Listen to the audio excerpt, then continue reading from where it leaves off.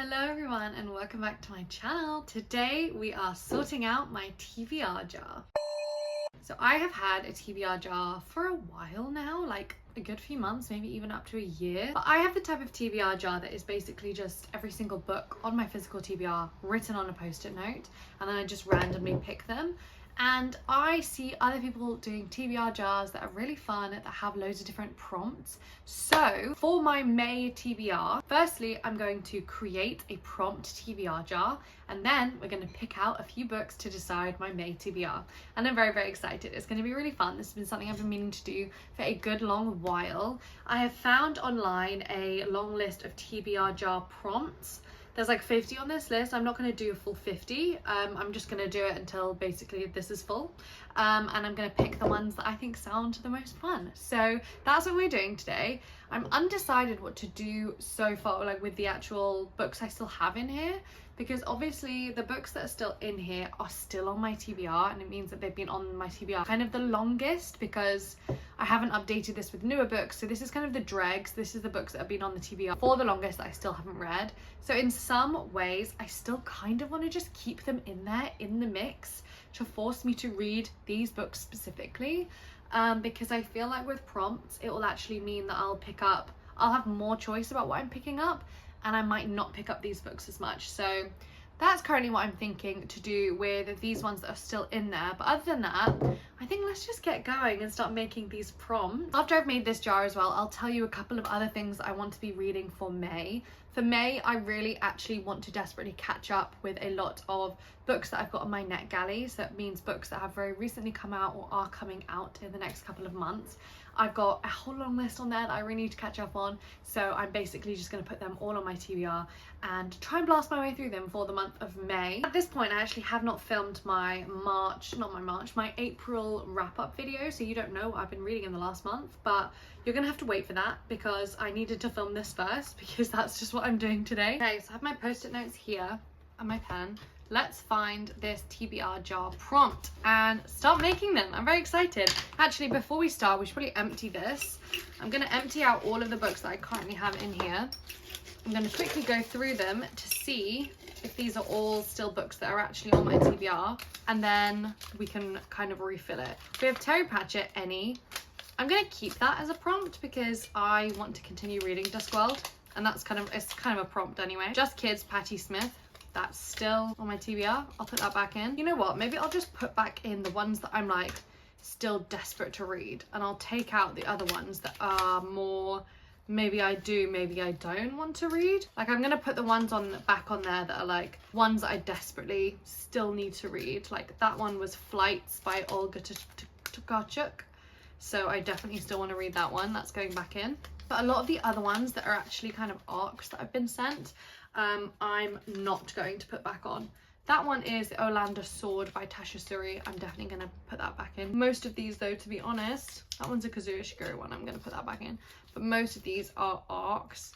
So that's Dutch House by Anne Patchett. I'll do that. Creatures of Passage. Yeah, I'll put that one in. I'm just taking out kind of the arcs and stuff. The Grace of Kings. Yep, that can go in. Because I feel like it'll be fun to have some that are just like, oh, you have to read this book right now. But I don't want to force myself. If it's a book that's like not super high priority for me, that can be more of a prompt type thing. That's Sophie's World. I'll do that. That can go in the jar. Book A Form of Emptiness by Ruth Ozeki. That's going back in. And then Daughter of Dr. Moreau, Sylvia Moreno Garcia. Nah, I won't put that one in. That's about half that I still have. I got rid of a good chunk of them. So now let's make our brand new prompts. I'm so excited. Okay, the first one on this list is do a book that is over 400 pages. I quite like that as a prompt because, you know, often we can just be not picking up books purely because of their size. So I think it's actually quite good to encourage myself to read long books still. So that is the first one going in the jar. This is exciting. I'm just gonna randomly choose different colors to add them in. Okay, the next one that I'm interested in is an author that you've never read. I don't read that many repeat authors, but I still think that's like a fun one to do, just to try out brand new authors. Next one that I quite like is a book with a great first sentence, because that can be quite a fun way to go through and like do a taste test of different great sentences, like at the beginning of a book. So that one is going in the TBR jar. Next one that I like the look of is a book with a cover you don't like, because I have so many books that I still really want to read but have really ugly covers. So a book with a cover you don't like is the next one going in the jar. I should really like watch another video of someone making a TBR jar, because I have no idea how other people do it, but it's also just kind of fun to do it in my own way. So next prompt, what should I add next? I will do next a book with a place in the title. I'm not sure how many on my TBR this one would actually fit, but I'm sure it's kind of up for interpretation, which is the fun thing about prompts. And then the next one is a book in a series, and I'll also do the next one, which is a book that you've had for more than a year, because that's always good. My handwriting just gets worse and worse as we go on. It's going to be unrecognizable by the end of this. Next up, a book that fits the current season is very fun, especially because I just picked up those Ali Smith books. I have 2 of her like seasonal books, so that could be a very fun excuse to start reading those. There's a few that are just genre ones that I'm gonna just skip because I think that's slightly more boring. The next one is a book written by a male author. That's actually quite funny because I do notice sometimes it'll go a whole month without me reading from a male author, so I actually am gonna add this one in. Sometimes you just have to give the men a chance, you know? You have to give them a chance. Oh, the next one that I like is a book published this year, because I get lots of new books and I often just let them fall by the wayside. So it'd be good to have this one in there to keep up with the kind of incoming books. Okay, that one's in there. The next one is a book set in a different continent. I'm just going to put a book set in Asia, and then I'll do a couple different continents. I'll do a book set in Asia with an Asian author, because as you know, I'm doing a reading around the world challenge, so that's going to be, you know, very helpful for carrying on with that. And then I'll do the same thing again for South America, Europe, and the other continents. So let me just finish those. Okay, the next few aren't that interesting, so I'll do the one that is a book you think you'll rate 5 stars. That one's kind of fun because it's always fun to predict what you think is going to be a new favorite. And then the next one, the next color themed one, I'll do a book with my favorite color, which I will give you precisely 1 guess to guess. What do you think? What do you think? What could it possibly be? I also quite like doing a book with trees on the cover, because I love books about trees or set in forests or anything like that, so that one can go in.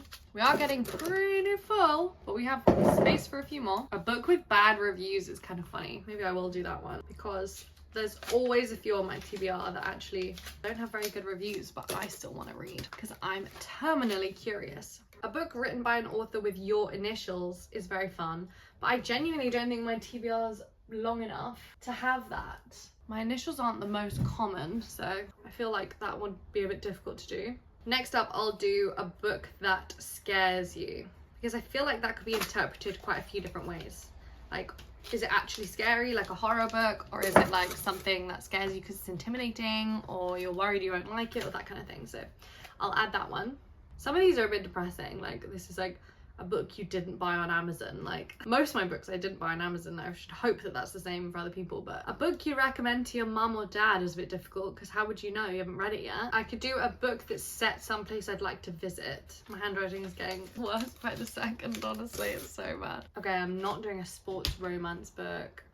Okay, I will do this one, a book with less than 300 pages. That one can be like a nice treat. Actually, I'll do it as less than 200 pages. Next one I could do is a book with multiple POVs, because that's kind of fun. I can't write and talk at the same time, because I just end up writing gibberish. Okay, I'm also going to do a book with an odd number of pages, because I just feel like that would give me a nice amount of choice. There's probably loads of books that I would have with an odd number of pages. Okay, we are running out of space in here, but I think we can get a couple more in. I don't want to be doing this too often. I don't want to be adding more prompts too often, you know. I'm a lazy person. I'll do a book by one of my favorite authors. And then the final one, I'll do a book with a title I love. Another one that gives me a bit of wiggle room, a bit of space. Okay, so that is like jam-packed. My old pickle jar is full of now TBR prompts, which is very exciting. And I can get rid of these old prompts that are just book titles that I don't really care as much about. But This is looking good. I actually need to reorganize my whole TBR wall, to be honest, because I have not yet done my bookshelf library reorganization video that is coming soon, but I need to completely reorganize how I'm like storing books in this room. So I will have a beautiful organized TBR coming probably next month, or at least that's when you'll see it next month, when I do my next TBR using also this jar. But before we pick out the prompts from this, and I'm probably going to pick maybe 5 at least, I'm going to go onto my NetGalley and show you the books that I'm planning on reading in the month of May. Basically, if you don't know what NetGalley is, it is for reviewers and librarians and booksellers. You can get a NetGalley account and then you can get early access to books that are coming out. So it's a great way to get early access to books, and also just a great resource to like find free books, because obviously you're not being charged for them, and it means that I don't have to be constantly buying all these new releases. I can get early access, have a chance to review them, decide if I want to kind of promote them to my audience, that kind of thing. But you don't technically have to have like an online like audience to get a NetGalley account. By the way, if you do a ton of reviewing over on Goodreads or anything, you could always give it a go, make a NetGalley account and like start requesting books and seeing if you can get them sent to you. Like, it's always a good way. You can just give it a try. But on my NetGalley, I have been ignoring it for far too long. I basically often request lots of things that I'm really excited about and then forget about it, and then it sits there. And you have to kind of keep your ratio quite high to like look quite like you're good at reviewing books and that you review books quite quickly. Like they aim for like an 80% review rate. I think I'm like on 75, which is fine, but I want to keep that high and I don't like it dropping. So let me show you the books that I've currently got on my NetGalley account. So this is how it kind of looks on NetGalley. These are the ones that I haven't downloaded yet. So these dates are coming later in the summer, June and July and September. So I'm not as worried about these ones yet, to be honest. Although I am really, really keen to read obviously all of these. I'm like, I do have some time, whereas these ones I have much less time. And also it's often past, like all of these dates have passed and I feel really bad about it. So I just really want to spend May catching up on these books, and I'm also really excited about them. So let's just go through them quickly, and these ones are going straight on my TBR for May. First up we have Beautyland. This one I've heard so much about and it looks really, really good. It's had amazing reviews and I'm just really, really keen to actually read it. I think this is kind of sci-fi speculative fiction, like a little bit weird. Next up we have a T. Kingfisher book. I obviously love T. Kingfisher so much. I want to buy these physically as well. These are already out and I'm just desperate because I absolutely love these covers so much. This is Paladin's Grace. And then next up we have Slaying the Vampire Conqueror by Carissa Broadbent. This is a romantic fantasy. I've read Carissa Broadbent before and actually really enjoyed her romantic fantasy, but I've just been waiting to get in the mood for it, but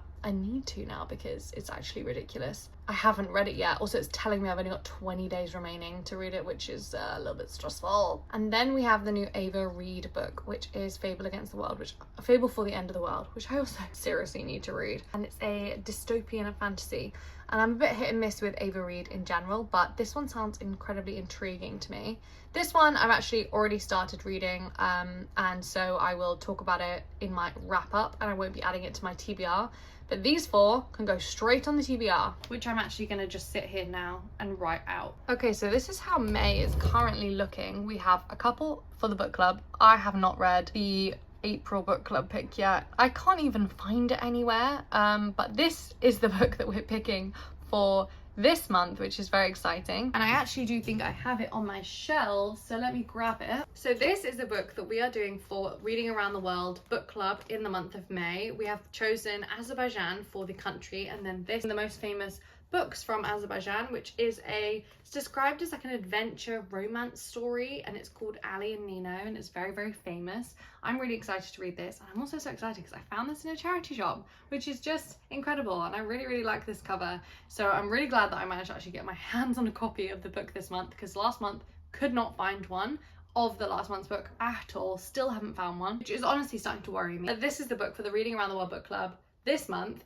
if you want voting rights on what book we're going to be choosing and what country we're going to be choosing, then that is all decided in the Patreon, and I will always have that linked below. But also we do chapter by chapter kind of read throughs over on Fable that is also linked below, and that is completely free to join. So check out those links below and join the book club if you so choose. It's a very fun way to keep up to date with your Reading Around the World challenge. So I have 2 books on the list for the book club, and I have 4 books from NetGalley that I want to be reading desperately, and then I have a couple of books that I have on there already from my 25 priority reads to read in 2025, which is not a very like concise way of saying that, but that is the way that I've said it. So those are Space Crone by Ursula K. Le Guin, which I'm very excited about. It has my Houseman's bookmark in there, even though I haven't actually started this book yet. This is Ursula K. Le Guin's writings on, like, her non-fiction writings on feminism and ecology and non-violence and like her philosophical kind of musings. Really excited to read this one, and I need to read it this month. So that's going on the stack. And then the other one is Crooked Plough, and this one I'm going to read with my friend Alice because this is also on her priority list for 2025. Heard incredible things. This is a Brazilian novel, I believe, and that is also going to be very, very sad. And it was shortlisted for the International Booker last year, which, speaking of, I still have 2 books that I need to read for the International Booker shortlist. I'm not going to tell you which 2 because I'm actually doing an entire vlog reading this shortlist, and I've read all of them except for 2, so I don't want to spoil like where I'm up to with that. Like, you have to basically wait for the vlog. Basically, I'm adding 2 more books on this list for the International Booker shortlist. So in total, that is already 10 books on my TBR. My rule is that I can add as many books on my TBR as I read in the previous month, and my average is usually 15. So that leaves us with 5 options that we can pull from the brand newly created TBR Prompt Jar.